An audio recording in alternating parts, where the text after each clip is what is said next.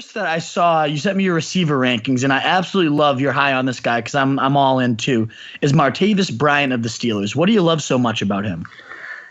The guy is just like an absolute marvel. The guy, if you were to take him and line him up against any top receiver in the last like 5 to 10 years, Calvin Johnson, Josh Gordon, all these guys that just like look like they just come out of some type of lab, Martavis Bryant is going to be that dude. I mean,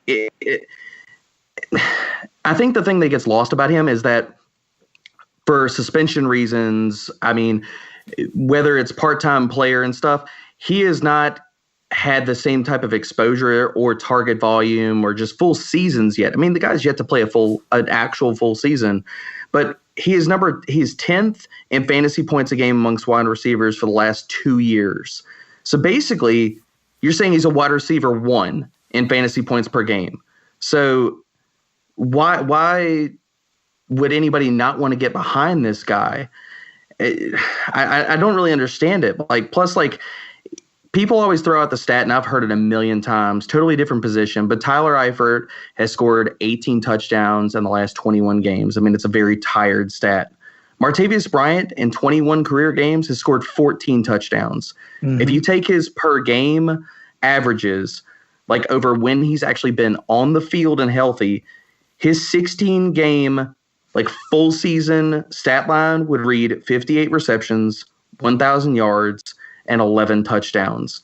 And that's wide receiver 1 numbers, man. And I don't understand why nobody else gets that. I'm absolutely with you, man. I see the experts have him at 73 right now overall.